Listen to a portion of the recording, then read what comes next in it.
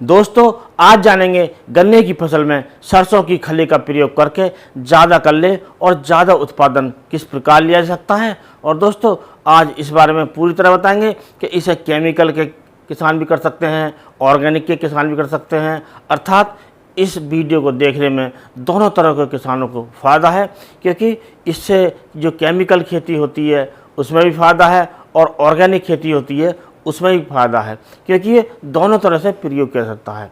और शुरू करने से पहले आपसे अनुरोध करेंगे, यदि आप चैनल पर नए हैं तो चैनल को सब्सक्राइब कर लें और वीडियो को लाइक कर दूसरे किसान दोस्तों में शेयर करें और जल्दी नोटिफिकेशन पाने के लिए बेल आइकन को ऑल पर सेलेक्ट कर लें।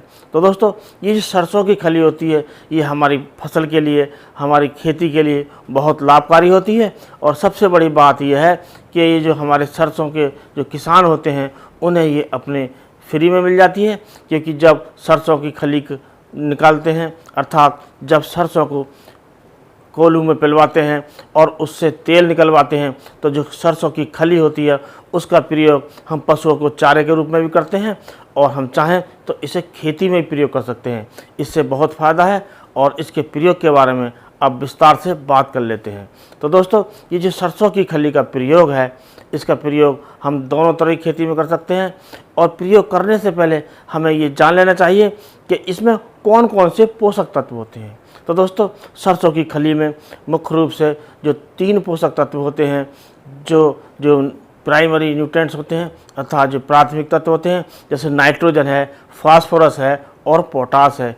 इसके अलावा बहुत से माइक्रोन्यूट्रिएंट्स और दूसरे पोषक तत्व इसमें प्रचुर मात्रा में होते हैं।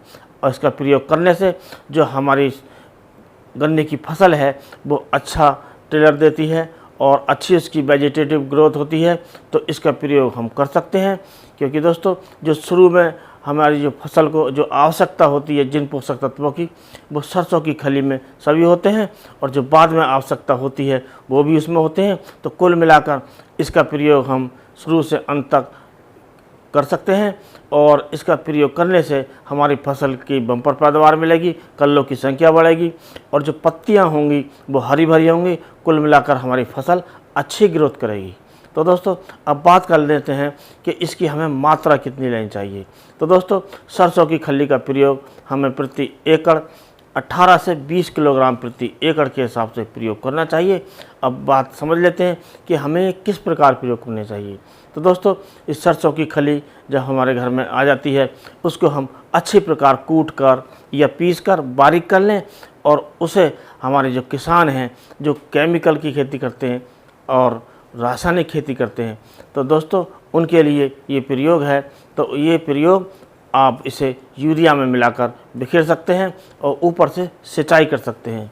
और दोस्तों जिन किसानों के खेत में पत्तियां होती हैं पड़ी सूखी, क्योंकि हमारे बहुत से किसान पत्तियां नहीं हटाते हैं, तो उस पत्तियों पर यदि हम बिखेर देते हैं यूरिया में मिलाकर, तो ये सरसों की खली ऊपर रह जाती है और जो काम नहीं करती है। इसी प्रकार का परिणाम जो खादों के रूप में होता है, क्योंकि खाद नीचे नहीं पहुंच पाते हैं तो उनका पूरा रिजल्ट नहीं मिलता है। तो उनको इस बात का ध्यान रखना चाहिए कि सरसों की खली को इसे भिगो कर रख दें और इसे 36 घंटे भिगो कर रखने के पश्चात आप इसे घोट कर बारीक कर लें। और जब ये लिक्विड एक समान हो जाए तो इसे आप टंकी की सहायता से या किसी कैन में छेद करके लटका कर और पानी के साथ ड्रिप सिस्टम जैसा हम प्रयोग कर सकते हैं। तो ये पानी के साथ पूरे क्षेत्र में फैल जाती है, पूरे खेत में फैल जाती है और हमारे सभी पौधों को ये मिल जाती है, जिससे हमें इसके अपेक्षित अच्छे परिणाम मिलते हैं। तो कुल मिलाकर सरसों का प्रयोग आप 2 प्रकार से कर सकते हैं। यदि पहला आपका प्रयोग है खेत में पत्ती नहीं है तो आप यूरिया मिलाकर कर सकते हैं, और यदि खेत में पत्ती है तो आप उसका प्रयोग घोलकर और पानी के साथ कर सकते हैं। अब बात करते हैं जो हमारे ऑर्गेनिक किसान होते हैं वो इसका प्रयोग कैसे कर सकते हैं। तो दोस्तों जो हमारे ऑर्गेनिक किसान हैं उसका प्रयोग वो कर सकते हैं, इसे मिट्टी में मिलाकर प्रयोग करें और ऊपर से सिंचाई कर दें, तब ये फ़ायदा देती है।